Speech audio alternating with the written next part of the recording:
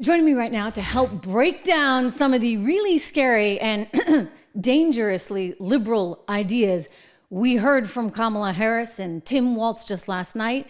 I'm joined by Dr. Kevin Roberts. He's head of the Heritage Foundation. It's really good to see you. Trish, it's great to be here. Thanks for having me on.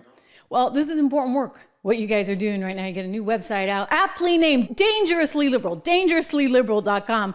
So well said. Because I think that the word, like if we get into just the vocabulary aspect of this, right? The word liberal has always seemed like it has this positive connotation, but there's a dangerous element going on right now. And we're seeing it in terms of her economic policy, in terms of education. And I know you have a strong background in that, in terms of energy policy. All of this is bad and frankly dangerous for America. It is. And, you know, I'll get to the motivation of putting this website together, but I've got to hang on this great point that you make, Trish, which is how the left co-ops language. They've taken this word liberal, which actually can be fine in a classical liberal sense, but in this modern American sense, especially as it relates to the vice president's policy record, it's awful. And so a few weeks ago, we were motivated to put this website together, which has gone live in the last few days, in order to inject more policy substance into this conversation. Why do we have to do that? Because these liberal policies are dangerous. They're dangerous to the American dream. They're dangerous to freedom. They're dangerous to prosperity. But secondly, as is evidenced by this interview that the vice president did last night, she's running away from her record. She's running away from that policy substance. It's the honest to God truth, even though Heritage, of course, is unabashedly conservative, that we want every voter, every American, whether they're liberal or conservative, to have the resources they need to understand the policies of this vice president. She's running away from it. It's not even on her campaign website. So we decided we would fill the gap. It's amazing to me. I'm glad you brought that up. I mean, the campaign website. I'm like, you got to be kidding me. I mean, how can you be running for the presidency of the United States of America and not even actually articulate your policies there? And you're right. She's running from things. And we're seeing this even in terms of fracking, right? Because apparently, suddenly, fracking matters. It matters when you get to Pennsylvania and you're talking about putting people out of work. Dr. Roberts, take a look at this one. There's no question I'm in favor of banning fracking. You know, we have to just acknowledge that the residual impact of fracking is enormous in terms of the impact on the health and safety of communities. I think about this issue through the lens of my baby nieces, who are 1.5 and 3 years old. And when I look at those babies, and I think about what the world will be like in 20 years if we don't act, I'm really afraid. And as it relates to those Republicans in Congress, where I've now been for 2.5 years, every one of those members need to look at the babies, the grandbabies in their life, and then look in the mirror and ask themselves, why have they failed to act? And in 2019, you said, quote, there is no question I'm in favor of banning fracking. Fracking, as you know, is a pretty big issue, particularly in your must-win state of Pennsylvania. Sure. Do you still want to ban fracking? No, and I made that clear on the debate stage in 2020, that I would not ban fracking. As vice president, I did not ban fracking. As president, I will not ban fracking. You know, she should have just gone with Shapiro, honestly. And then she would have had a better shot at Pennsylvania. Instead, she has to say, oh, okay, no, I'm not going to ban fracking. I'm not entirely sure what to believe when it comes to Kamala Harris. I think she's a political animal and a political animal only. So she doesn't have a lot of substance vis-a-vis the policy. But I'm pretty concerned because I think she does want to ban fracking. And I think she does want to take us in, frankly, not just socialist, but communist direction when it comes to our economy. And so I do think that this is all dangerously liberal, as you guys point out. What do you make of this flip-flop? Well, two things. On the sort of political or messaging side, I mean, what an affront, what contempt for common sense of any of us, that she can say in the same breath, I mean, literally the same breath, Trish, in this interview last night, that she supports still the Green New Deal and she no longer wants to ban fracking. Those two things are mutually exclusive. You can't do that. But that aside, the substance is more important. And that's really what Americans care about, right? Because they might hear the word fracking, and given the demonizing that Biden and Harris have done of that term and that practice, people might think it's terrible. But what they don't realize is when you ban fracking, you basically cause inflation. You know, especially in a place like Pennsylvania, You prevent the opportunity to have lower gas prices, lower grocery prices, lower electricity prices. As I have mentioned all this week, while the price of groceries and the price of gas, of course, are very high, even though the vice president says they aren't, the most important thing to pay attention to if you want to understand the impact of her policies with the Green New Deal and banning fracking is when you get your monthly electric bill. When people are paying their electric bill and it's 20, 30, 40% higher than it was 3.5 years ago when Vice President Harris took the oath of office, it is because of her policies. You simply can't trust her. And they're all connected with one another. Energy as it relates to inflation, energy as it relates to national security. It seems to me that if you're actually going to plan to take Russia offline and get rid of all the natural gas that could possibly be on the market and say, okay, well, our allies are not allowed to buy that anymore. Okay, fine. You're making a strategic national security decision to do that. But would you really want to pull everything offline vis-a-vis the energy sources you have here in America at the exact same time and say, hey, we're going to go EV on everyone? It feels like the energy department's not talking to the econ department, which is not talking to the State Department. I mean, I'm just sort of like, does nobody talk to each other?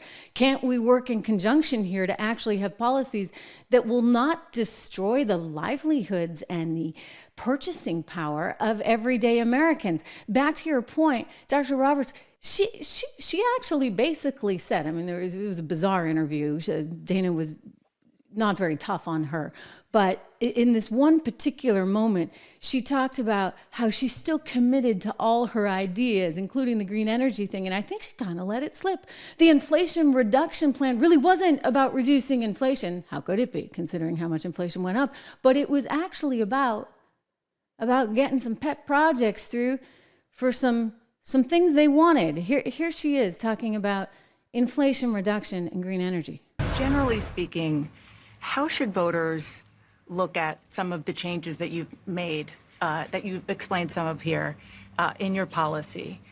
Is it because you have more experience now and you've learned more about the information? Is it because you were running for president in a Democratic primary?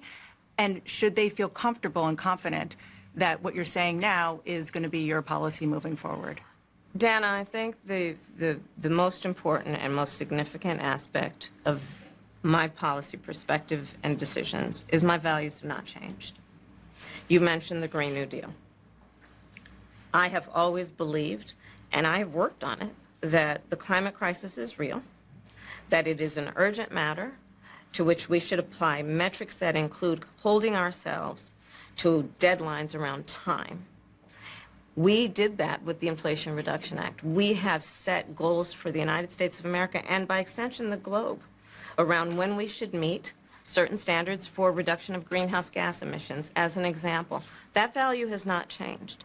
My value around what we need to do to secure our border, that value has not changed. I spent 2 terms as the Attorney General of California prosecuting transnational criminal organizations, violations of American laws regarding the illegal passage of guns, drugs, and human beings across our border. My values have not changed. I'm kind of thinking they have, or they're whatever's most expedient in the moment, perhaps, Dr. Roberts.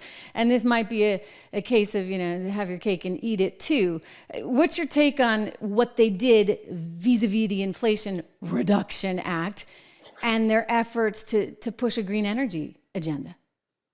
Well, there's a lot there, but I'll home in on your question because it's the most important consideration. It reveals what a Harris presidency would look like. In other words, when they were passing the so-called Inflation Reduction Act, we at Heritage, and I know you also were saying 2 things about it. Number 1, inflation will go up. That's exactly what happened. And number 2, this is a Trojan horse for their bigger agenda, the so-called Green New Deal, which not only will increase inflation, but it will do so much by introducing artificial incentives in the market that Americans, when they get their electric bills, when they go to the gas pumps, are going to feel the pain. To say nothing of the impact that has on national security, Trish. Keep in mind that in the last administration, by being energy independent, that wasn't good only for the economic prosperity of Americans. It was great for Americans and free people around the world because we didn't have to rely on totalitarians for our oil and gas supply. All of that to say, the vice president is trying to have her cake and eat it too. Most people in the media, present company accepted, have allowed her to get away with that. And Dana Bash, even though a lot of her initial questions I thought were good, she asked not a single tough follow-up question that every politician, whether they're liberal or conservative or somewhere in between, must get so that the people can make a really sound decision. Well, and I think that was deliberate. Look, I've worked in mainstream media my whole career, and I'll tell you, I told the viewers this just yesterday. Credit to Fox. I was never told a particular area with a guest was off limits or to tone it down or anything like that. I did actually get a lot of that elsewhere, specifically at Bloomberg for some reason, which is just an interesting little data point. I was always in the doghouse because of things I'd stir up with some of the Obama economic people. But it tells me that, you know, whether it be Harris and her campaign or whether it's the Obama people that are behind the scenes or the people in the Biden administration, there is some kind of pathway through to the anchor herself who's not really challenging Harris. So it was kind of a puff piece. It was a neither here nor there kind of interview, but it gives you a little insight into the lack of discipline from these journalists, these so-called journalists today. And, you know, they've got them basically on speed dial. I think CNN had a big hand in taking Biden out, and they're having a big hand in trying to put Kamala in.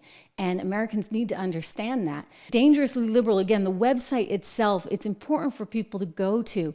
I'm quite alarmed that there's this attitude among some youth and not just youth, but a lot of people that are like, okay, well, it's not Biden, so we can go with Kamala. Ben Stiller, the actor, was caught on this candid camera this week, and they say, who are you going to vote for? And he said, Kamala, because we need change. And I'm like, change? Like, are you... It's more of the same and worse. I mean, she wants to give out $25,000 for every new first-time home buyer. What is the easiest way to jack up home prices, inflate them some more by $25,000 each, give out free money, these handouts? It's like this woman really and truly doesn't get it. She wants to buy votes. She does. And you think about this new home buyer credit that she has mentioned.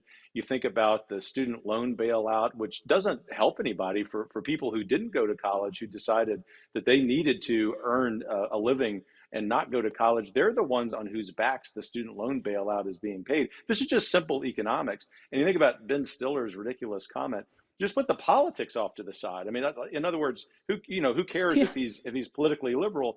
Just the comment that he wants to have change, and she is one of the architects of what has happened the last 3.5 years. It really shows the absurdity of so much political analysis out there, and this is why we wanted to put the website together, Trish, as you have said so eloquently. It's imperative, wherever someone is on the political spectrum, that they get the resources on policy, substance, and issues and ideas so they can make an informed decision. The vice president doesn't want anyone doing that, because her policy record has undermined the American dream. But we made this mistake before as a nation. I don't say me, you personally, but look, America made this mistake in 2020. It was like, oh, okay, this feels good, and there's no mean tweets, and we don't really know what Biden's policy is or whether he's going to be able to fix anything, but it feels good to vote for Biden. I mean, I'm just kind of a policy dork, so, I'm the one who sits there and reads everyone's tax policy cover to cover. And I don't like the idea of corporate taxes going up. I don't like the idea of individual income taxes going up. I think that all of this would be a drain on the economy, while simultaneously she wants to print money and hand it out to whoever she thinks is most deserving of it. I mean, what does that really tell you in the classical sense? Are we bordering on socialism? Are we bordering on communism? I mean, again, when you combine what we learned from Meta this week, the Facebook CEO coming out and saying, hey, the FBI pressured us into censoring information, that's under Harris's watch. That's the Biden-Harris administration. I'm starting to get nervous.